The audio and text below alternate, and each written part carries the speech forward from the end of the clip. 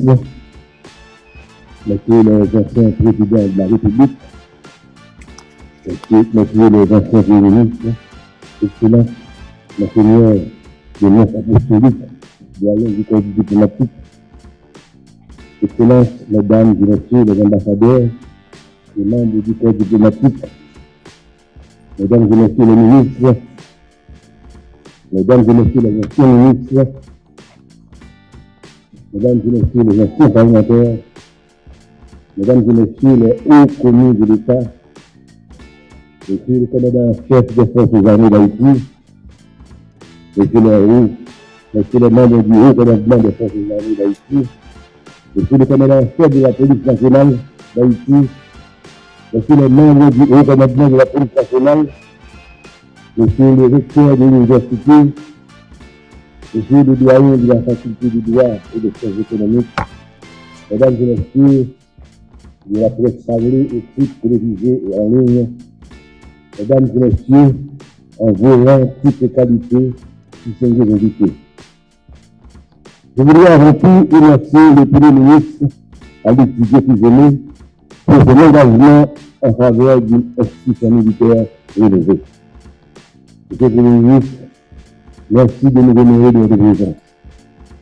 Par mon organe, les forces armées d'Haïti vous remercie de prendre à cœur le dossier de sa reconstruction.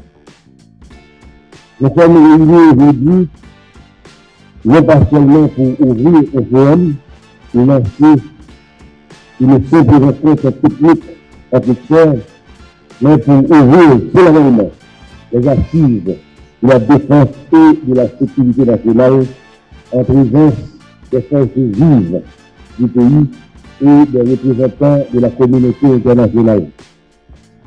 Ce forum s'inscrit sur le signe d'une question qui dit tout de son ambition. Quelle armée pour Haïti? Ce n'est pas une simple formule thématique, mais c'est le choix assumé d'une interrogation posée à la nation, sans détour, sans semblant, avec la gravité et la lucidité qu'elle exige. Une nation qui délibère sur son armée est une nation qui se prend en main. Une nation qui, au cœur de la tempête, ose rassembler ses forces vives pour définir ensemble, l'instrument de sa propre défense. Cette nation-là n'est pas une nation vaincue, elle est une nation debout. Nous allons nous réunir ici pendant 3 jours pour accomplir un acte de souveraineté, exprimer ensemble ce que sera l'armée de la République pour les décennies à venir. Il faut le dire franchement, la question de l'armée a trop longtemps été une question taboue, renvoyée aux crises, aux interventions extérieures, comme si nous étions incapables de penser par nous-mêmes ou de prendre en main notre destin. La constitution haïtienne de 1987 est claire. Les forces armées d'Haïti existent de plein droit. Le débat ne porte plus sur leur existence, mais plutôt sur leur doctrine, leur mission, leur subordination à l'autorité civile, leur ancrage républicain. Officiers, sous-officiers, soldats, le pouvoir des armes exige une exemplarité morale absolue. L'uniforme nous impose un devoir supérieur de probité, de respect des droits humains et de justice. Sans discipline, la force n'est que chaos. Avec elle, elle devient le rempart de la République. L'arme vous a été remise par la nation pour sa défense. Jugez de ne jamais la retourner contre elle. L'armée, pas de politique. L'armée, pas de politique. L'armée pas là pour mettre et de retirer le président au pouvoir. L'armée pas de temps. L'armée là pour défendre ce pays, pour aider la sécurité seulement dans l'autorité civile de ça.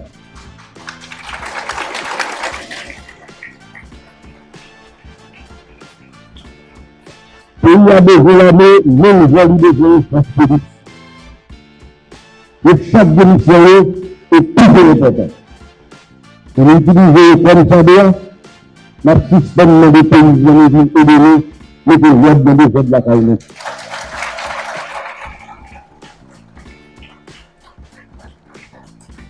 C'est pour ça maintenant de toute l'idée qui est ambition politique. Là, il est pouvoir pour ne pas mélanger militaire à politique et de force. Parce que je me paye en bas de celui pour défendre cause de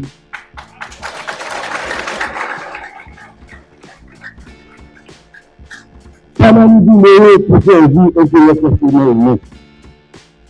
Membre du haut commandement de l'armée, membre de toute la ligne hiérarchique, devant des champs pour séparer les besoins de l'hiver. Cela doit être un travail de tous les respects. C'est pourquoi les meilleurs cas de discipline doivent être traités avec rigueur et célérité, car il est du temps et il est la ligne. Les militaires qui doivent passer plus de années à ce que nous sommes l'armée, pour faire l'argent, pour faire habit, pour vivre le droit même, pas de dire l'examen. Et de finir seulement. Parce que placer par la méthode. Les militaires qui ont une ambition politique et qui pensent qu'à faire de l'armée, pour nous donner ce pouvoir. La bataille. Remettre jamais, remettre uniformément. Un fait politique dehors, n'est pas dans la méthode. Donc, avant tout, avait fallu l'institution de cette manière.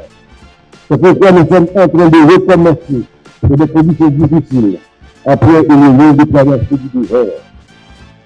L'histoire de ces années a été marquée par des soubresauts qui ont fragilisé la confiance entre la nation et l'institution. Il y a une sorte de rupture et de dérive. Nous le reconnaissons. C'est pas âgé, nous ne les effaçons pas. Nous les assumons. Nous les regardons en face. Refonder ne signifie pas régler. Cela signifie regarder le passé avec lucidité pour mieux affronter l'avenir. Tirer les leçons des erreurs et bâtir sur des bases nouvelles une armée au service de la République, une armée qui protège le territoire et la population, respecte les droits humains et les droits internationaux humanitaires et qui est l'instrument de la nation non seulement. Il ne suffit pas de proclamer une vision. Il faut l'épargner, la sceller, la rendre irréversible. C'est ainsi que sous vos yeux, il y a quelques instants, un événement majeur vient de se produire. Le ministère de la Défense, les forces armées d'Haïti, l'Université d'État d'Haïti et la faculté de droit et des sciences économiques ont signé un accord cadre de partenariat stratégique. Un acte qui donne dès à présent un sens concret et durable à ce forum. Comme disait l'autre, sans confiance n'est que ruine de l'âme. À côté de la connaissance et des habiletés militaires, le vrai défi est de trouver la place obligatoire de l'axiologie, l'éthique, la déontologie et même une certaine réflexivité en tout et surtout dans le contenu pour une anthropologie et une sociologie militaire qui déconstruisent les polarités intra-institutionnelles pour promouvoir l'esprit de corps et le sentiment d'appartenance afin de stimuler la motivation collective. Par cet apport, notre institution s'imprègnera de la rigueur académique et scientifique indispensable à la prise de décisions stratégiques au XXIe siècle. La jeunesse haïtienne qui s'engagera dans le rang de l'armée verra son avenir académique et professionnel garanti faisant de la carrière militaire une voie d'excellence. À nos jeunes officiers et sous-officiers, je dis, la patrie vous confie ses armes, mais l'université va vous doter de l'outil le plus puissant qui soit, la connaissance. Soyez dignes, soyez les piliers d'une institution relevée, moderne et respectée. La force, sans le savoir, c'est base. Le savoir, c'est la force. Restez vivants. Alors, jouissons sur l'autorité de l'État. Nous bâtissons une défense à la fois opérationnelle, professionnelle et intellectuellement fondée Et nous créons un rempart entre l'isolement, contre l'isolement institutionnel et la coupure entre l'armée et la nation. Nous appelons tous les acteurs présents et au-delà à s'emparer de cette révélation. Les militaires qui doivent incarner le nouveau pacte avec la République, les universitaires et chercheurs qui ont apporté la rigueur analytique, les juristes, garants des droits humains et de la conformité légale, la société civile, les femmes, les jeunes, premiers bénéficiaires de la sécurité et premiers garants de sa légitimité. En la qualité de ministre de la Défense, je m'engage, avec l'appui du gouvernement, à intégrer les conclusions de ces assises aussi bien dans la nouvelle doctrine des forces armées d'Haïti que dans le livre blanc de la défense nationale. Et depuis l'ordre idéal le plan stratégique de la défense, nous sera soumis au Conseil des ministres et au Parlement le cas échéant, et sur la publique. Je l'engage à l'État haïtien à toute transparence. Certains regarderont peut-être ce forum avec scepticisme. Je le comprends. Notre peuple a été précisément bafoué, déçu par des plans restés dans le pouvoir. Les engagements inconnus, les institutions qui ont trahi sa confiance. Mais je leur réponds que cette fois, ce n'est pas un plan rédigé par des consultants dans un bureau lointain. C'est un processus qui conduit par des Haïtiens, avec des Haïtiens et pour des Haïtiens. L'Université d'État d'Haïti est dotée du ministère de la Défense. Les forces armées d'Haïti sont à la table, les yeux ouverts sur l'histoire. La société civile en voix au chapitre. L'alliance n'est pas certes le succès, mais c'est la seule condition qui le favorise, à savoir la légitimité, l'appropriation.